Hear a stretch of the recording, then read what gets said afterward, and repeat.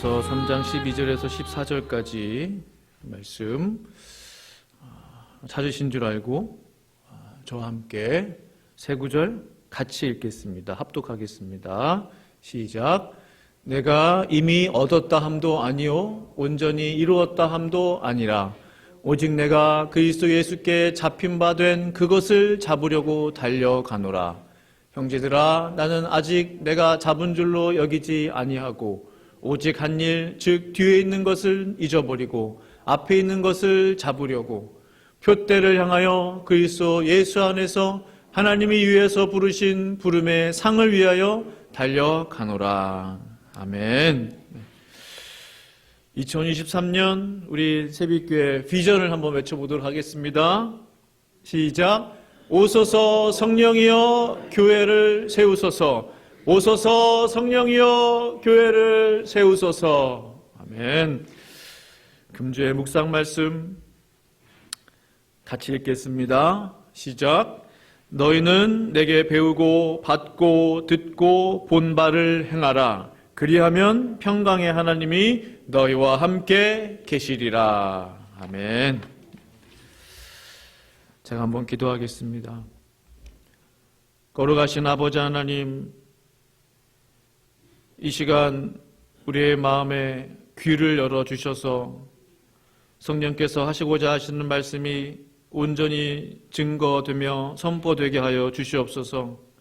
우리가 그래야 우리가 배우고 받고 듣고 본 바를 행할 수 있는 성숙한 믿음의 자녀들이 다 될 수 있도록 주여 이 시간 역사하여 주시옵소서.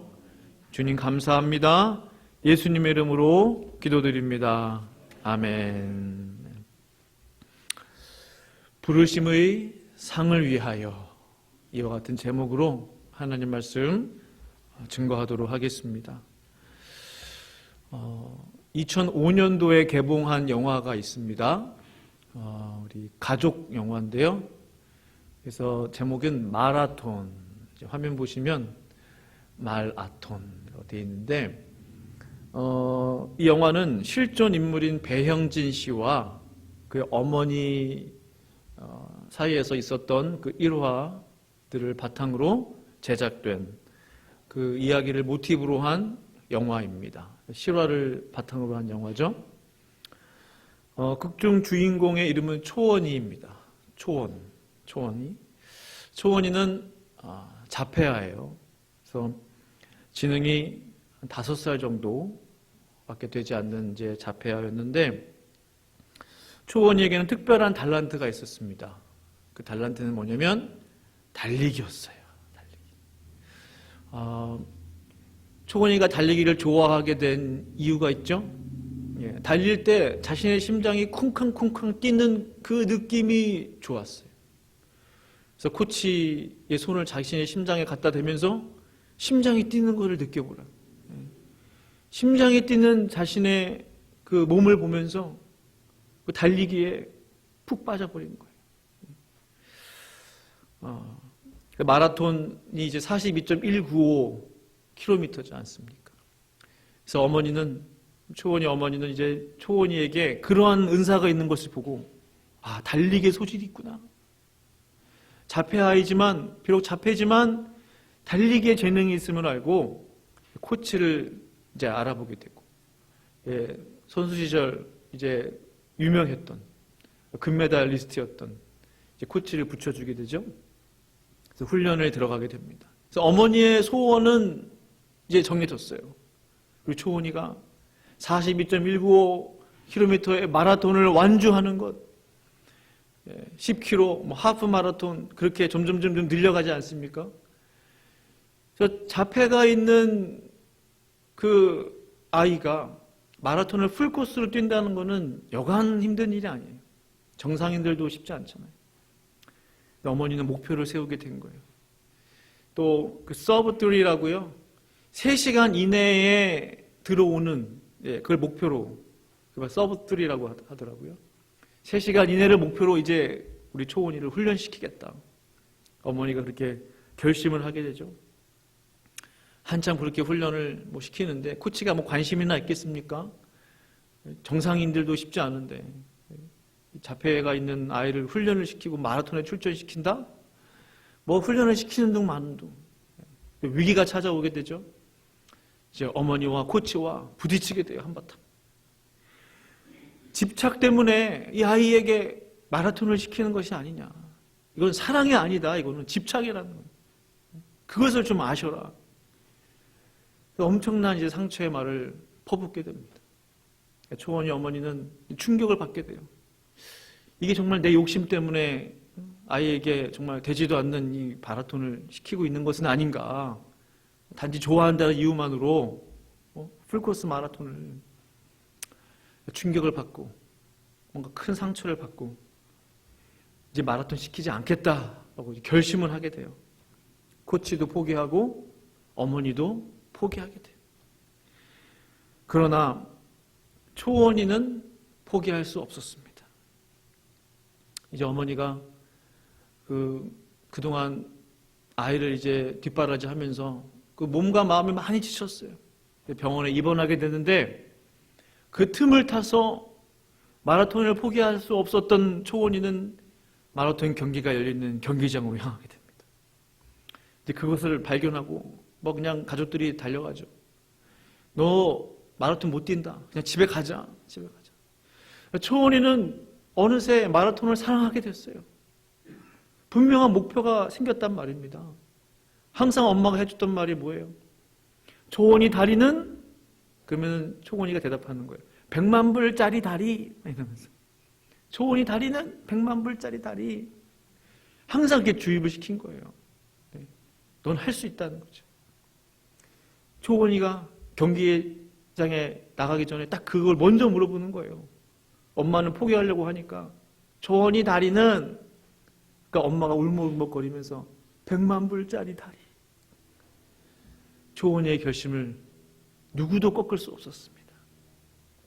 그는 포기하지 않고 42.195km의 풀코스 마라톤을 다 뛰고 그것도 3시간 이내에 완주하게 돼요. 그가 세운 목표를 이루게 된 겁니다. 실제로 배영진 씨는 춘천 마라톤에서 이제 42.195km 풀코스 완주를 하게 되고 3시간 이내로 들어오게 됩니다. 그 이후로도 철인 3종 경기에 나가가지고 막 출전해서 완주하고, 이분이 알고 보니까 장애인 최초로 그런 철인 3종 경기에 나갔던 그런 완주했던 그런 인물로 기록이 되었더라고요. 그가 달리는 것을 포기할 수 없었던 이유는, 포기하지 않았던 이유는 그 삶에 분명한 목표가 생겼기 때문이에요.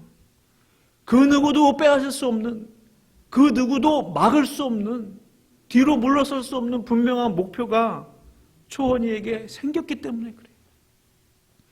이 분명한 목표가 생기면요, 그 누구도 막을 수 없어요. 그 목표를 이룰 때까지 달리는 거예요.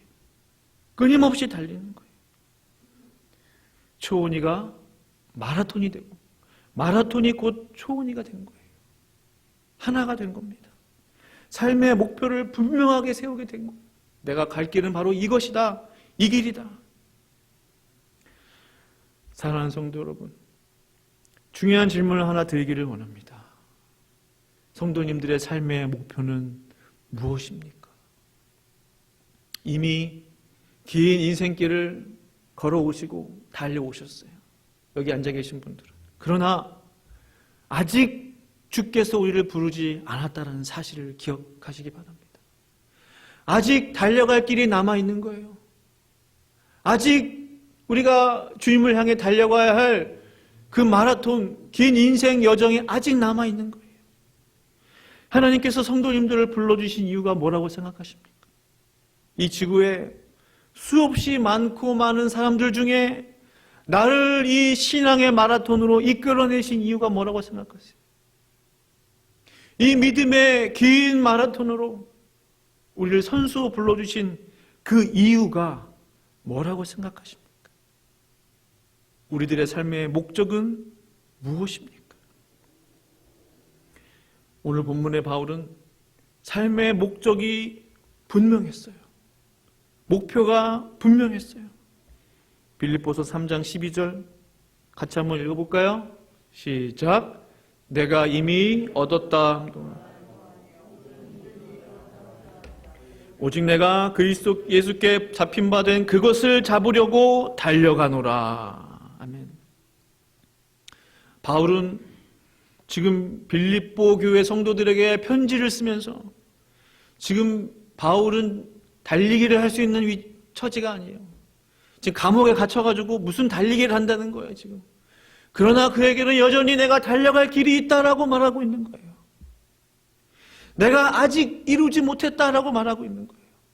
감옥에 있는 사람이 무슨 우리 같은 모든 소망과 희망을 다 잃어버렸을 거예요. 그러나 내가 아직 이루지도 아니하였다. 내가 얻지도 못했다. 이미 얻었다 함도 아니요 온전히 이루었다 함도 아니다. 아무것도 아니다. 얻은 것, 이룬 것 아무것도 없다. 아직 나는 예수께서 나를 불러주신 그 부르심을 잡으려고, 그 목표를 잡으려고 난 달려가고 있다 라고 말하고 있는 것입니다. 바울의 목표가 분명했기 때문에 이렇게 말할 수가 있는 거예요. 그의 삶의 목표가 분명했기 때문에 감옥에 있든 매를 맞든 어디에 있든지 간에 아직 나는 그 목표를 향해 달려가고 있다 라고 고백하고 있는 것입니다. 바울은 사실은 많은 일들을 이루었어요. 그를 통해서 얼마나 많은 역사들이 일어났습니까? 신유의 역사, 죽은 사람이 살아나고 교회들이 세워지고 놀라운 하나님의 일들이 많이 일어났어요. 그러나 그것이 바울의 목표가 아니었어요. 과정일 뿐이에요. 지나가는 길이에요. 그가 추구했던 목표는 오직 예수 그리스도였다는 사실입니다. 말씀에 그것을 잡으려고 달려가노라 라고 되어 있는데, 달려가노라에 쓰인 헬러어는 디오코라고 합니다. 디오코라는 단어의 뜻이 뭔지 아세요? 그냥 달리게 하는 게 아니에요. 마치 사냥개가 그 토끼를 발견하면 어떻게 해요? 토끼를 잡으려고 쫓아가는 거예요. 토끼가 목표예요. 토끼를 잡을 때까지 사냥개는 계속 뛰는 거예요. 그때 쓰인 단어가 바로 디오코라는 사실입니다. 여유롭게 이렇게 걸어가는 게 아니에요. 분명한 목표, 사냥개가 산에 토끼를 쫓아가는 모습을 표현한 단어가 바로 디오코. 무슨 뜻입니까? 바울은 지금 아직 아무것도 이루지 못했다. 이것이 이해가 되는 거예요. 아직 토끼를 잡지 못했기 때문에, 아직 분명한 부르심을, 아직 그 결과를 보지 못했기 때문에 바울은 여전히 내가 그것을 잡으려고 달려간다 라고 고백한 것입니다. 이제 그만 올라오라 라고 하실 때까지, 이제 그만 됐다 라고 하실 때까지 바울은 그 길을 향해 계속 달려가는 거예요. 이 말은 무슨 뜻이에요? 바울의 삶의 주인이 누구인지를 알았다는 거예요. 내 삶의 주인은 내가 아니고 나를 불러주신 하나님이시다라는 것을 분명히 알았다는 거예요. 그것을 언제 알았겠습니까? 내가 내 삶의 주인이 아니라는 사실, 내 주인은 예수님이라는 사실을 언제 알았어요? 사도행전 9장 3절에서 5절 말씀 보시면 우리가 잘 아시는 말씀이에요. 사울이 행하여 다메섹에 가까이 가더니 호련히 하늘로부터 빛이 저를 둘러 비추는지라. 땅이 엎드러져 들음에 소리가 있어 가라사대 사울아 사울아 네가 어찌하여 나를 핍박하느냐 하시거든. 대답하여 주여 뉘시니까 가라사대 나는 내가 핍박하는 예수라. 바울은 이때 예수님께 사로잡힌 바 되었습니다. 12절에 오직 내가 그리스도 예수께 잡힌 바라고 되어 있잖아요. 이때 예수님께 사로잡힌 거예요. 이때 그의 인생의 참 주인을 바울은 만나게 됐다는 겁니다. 예수님께 사로잡혀서 이제 예수님께서 보여주시는 그 비전과 꿈을 향해, 목표를 향해 달리기 시작했다는 사실입니다. 그래서 바울은 13절에도 비슷한 말을 하고 있는 거예요. 3장 13절 같이 한번 읽어보실까요? 시작. 형제들아 나는 아직 내가 잡은 줄로 여기지 아니하고 오직 한 일 즉 뒤에 있는 것은 잊어버리고 앞에 있는 것을 잡으려고. 아멘. 형제들아, 나는 아직 내가 잡은 줄로 여기지 아니한다. 아직 잡은 게 없다는 거예요. 뭔가 바울은 잡기를 원했어요. 오직 한 일, 뒤에 있는 일은 잊어버리는. 그가 했던 모든 일들, 업적들, 공로들, 심지어 그의 못난 허물들, 죄들, 연약함들, 그 모든 것들은 다 잊어버려요. 지난 일이라는 거예요. 마라톤을 뛰는 선수가 뒤를 돌아보는 거 말이 안 되잖아요. 목표를 향해 계속 달려야 돼요. 뒤돌아볼 시간 없어요. 언제 뒤를 돌아봅니까? 내가 잘 달려왔나? 의미 없습니다. 바울이 그랬다는 거예요. 예수의 부르심을 잡으려고 내가 달려가노라. 달려가노라. 바울이 목표로 삼았던 것은 다름 아닌 주님의 부르심이었습니다. 그래서 14절에 표대를 향하여 그리스도 예수 안에서 하나님이 위에서 부르신 부름의 상을 위하여 달려간다고 그랬어요. 부르심의 상을 위해서 달려간다. 표대는 예수 그리스도였어요. 그것이 무엇을 의미하냐? 부르심의 상이 있다는 거예요. 부르심의 상. 하나님이 위에서 부르신 부름의 상을 위하여가 의미하는 것 두 가지 중요한 사실을 말씀드리기 원합니다. 이것이 무슨 의미냐? 부름의 상을 위하여?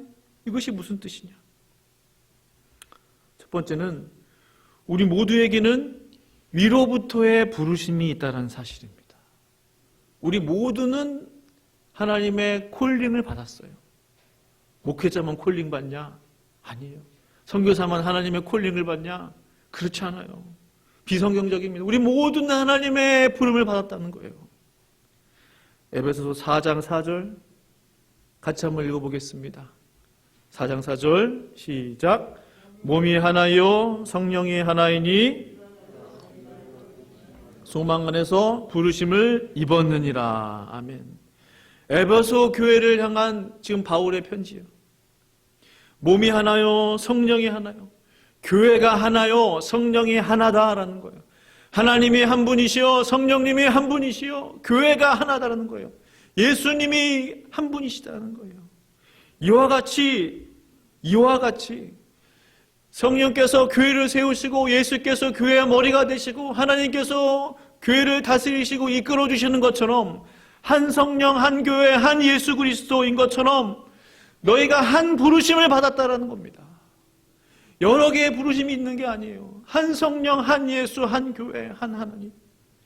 그 부르심이 너에게 있다는 거예요. 에베소 교회 교인들에게 있다는 거예요. 저만 부르심 받는 게 아니라는 말이죠. 우리 모든 성도님들이 다 같은 부르심에 있다는 거예요.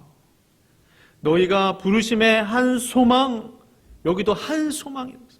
한 소망 안에서 부르심을 입었느니라.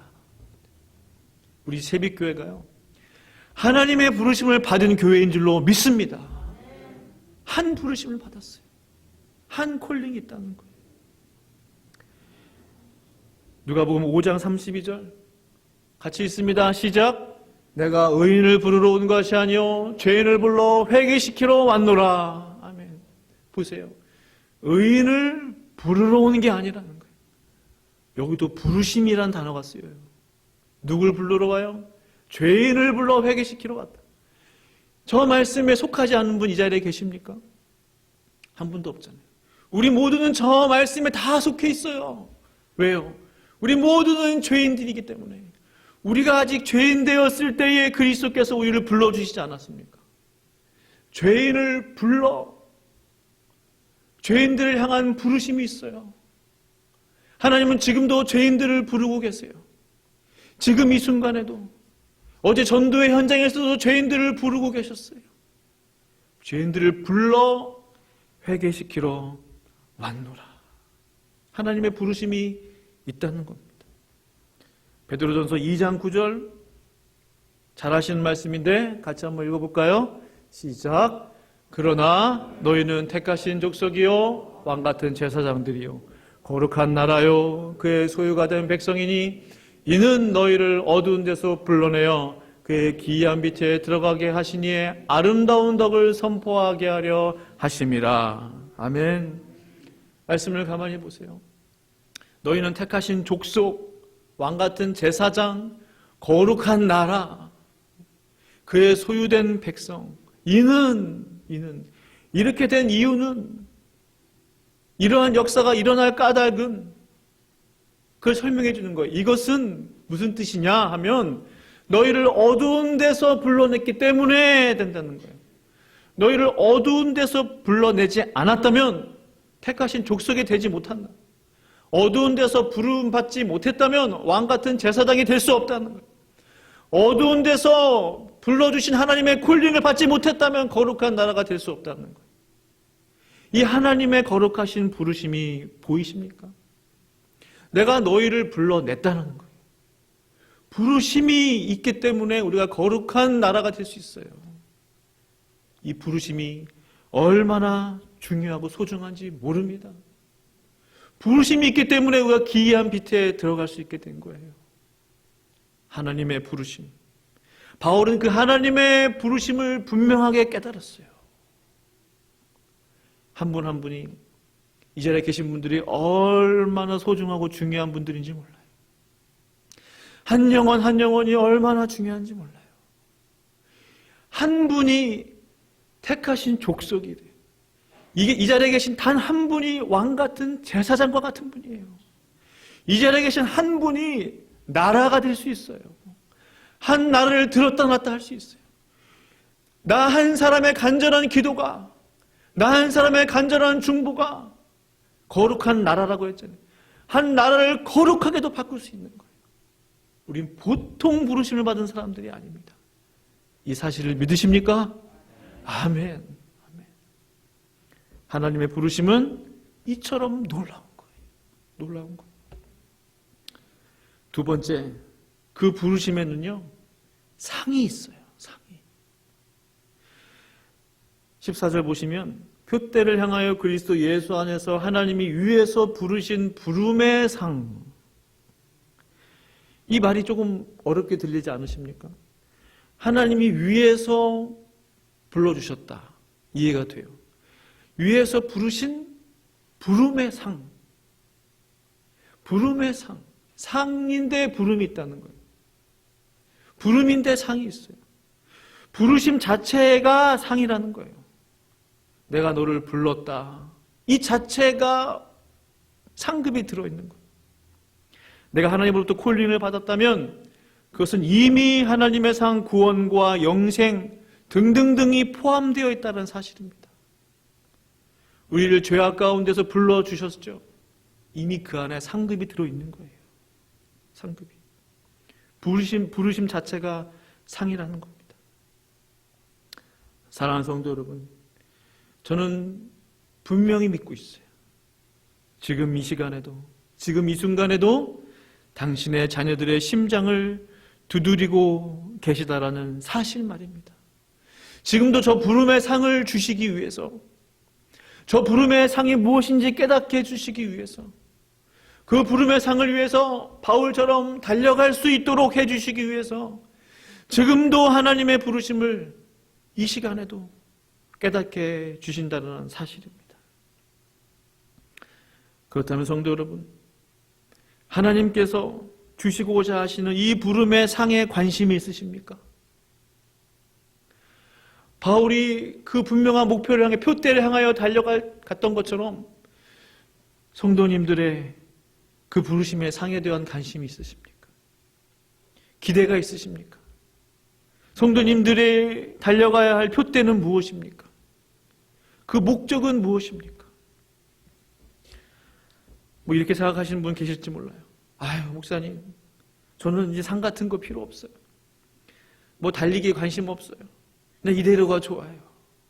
그러나 하나님이 우리를 불러주신 그 부르심 자체가 이미 우린 신앙의 달리기를 해야만 하는, 믿음의 달리기를 해야만 하는, 경주를 해야만 하는 사람들로 불러주셨다는 사실을 꼭 기억할 수 있기를 바랍니다.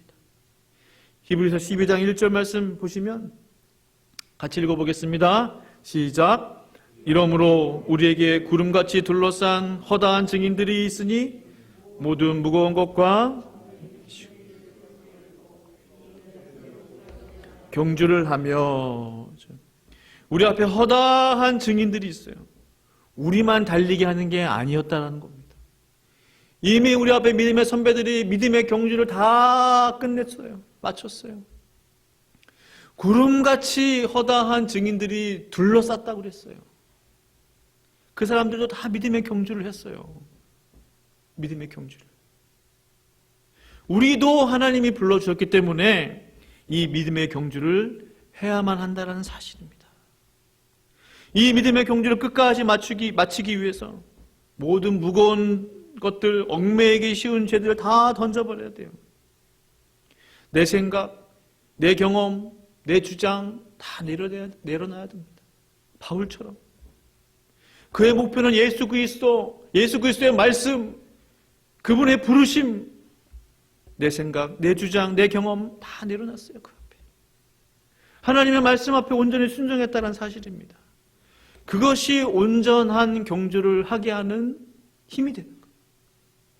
얽매이기 쉬운 죄들을 다 벗어버릴 수 있게 되는 겁니다. 우리 앞에 당한 경주를 경주했다라고 말씀하고 있는 거예요. 이 믿음의 경주는 해도 되고 안 해도 되는 것이 아니고 예수 믿는 모든 자들은 이 믿음의 경주를 위해 부름받았다라는 사실입니다.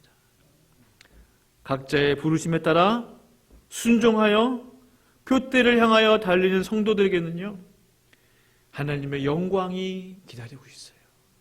영광. 로마서 8장 18절 말씀, 우리가 잘 아시는 말씀일 텐데요. 같이 한번 읽어보겠습니다. 시작. 생각건대 현재의 고난은 장차 우리에게 나타날 영광과 좋게 비교할 수 없도다. 생각건대.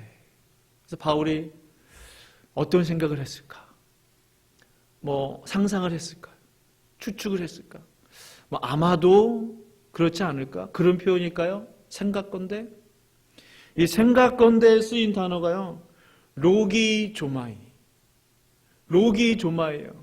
로기조마이. 생각하건대, 이 생각하건대에 쓰인 로기조마이는요, 단순한 추측, 상상, 생각이 아니고 철저한 논리적 사고를 통한 확신과 결론. 논리적 사고를 통한 확신과 결론. 과학적이라는 거예요. 확실하다는 거예요. 분명하다는 거예요. 말을 바꾸면 어떻게 돼요? 철저한 논리적 사고를 통한 확신과 결론에 의하면 장차 우리에게 나타날 영광과 좋게 비교할 수 없다는 거예요. 지금의 고난, 지금의 어려움은 장차 나타날 영광과 좋게 비교할 수 없도다. 바울은 이 점을 확신했습니다. 확신했어요. 성도 여러분, 우리에게 이 믿음이 있기를 간절히 바랍니다. 생각하고 정말 그런 일이 일어날까? 정말 하늘에 상급이 있을까? 정말 좋게 비교할 수 없을 만큼 놀라운 하나님의 영광이 나를 기다리고 있을까? 의문을 품는 것이 아니에요. 바울처럼 확신에 거하는 것입니다. 하나님이 나를 이곳에 부르신 부르심의 목적을 다시 한번 발견하시기를 간절히 축원합니다. 아직 우리의 믿음의 여정은 끝나지 않았어요. 아직 경주 중이에요. 아직 피날레가 기다리고 있어요. 아직 끝나지 않았어요. 나에게 주어진 믿음의 경주를 끝까지 포기하지 않기를 간절히 축원합니다. 하나님의 부르심은 그 부르심의 상이 분명히 있음을 믿으시고, 부르심 자체가 상이라고 그랬잖아요. 표대를 향하여 달려가시기를 간절히 축원합니다. 예수님이 내 삶의 표대가 될 때에 내 인생의 길이 보이기 시작하는 것이죠. 가야 할 방향이 잡히기 시작하는 것, 속도가 정해지기 시작하는 것입니다. 마지막 순간까지 인생의 경주를 마치시오. 잘했다 칭찬받는 예수 그리스도의 모든 하나님의 자녀들이 될 수 있기를 간절히 축원합니다. 한번 이 시간 기도하겠습니다. 하나님 아버지 감사합니다.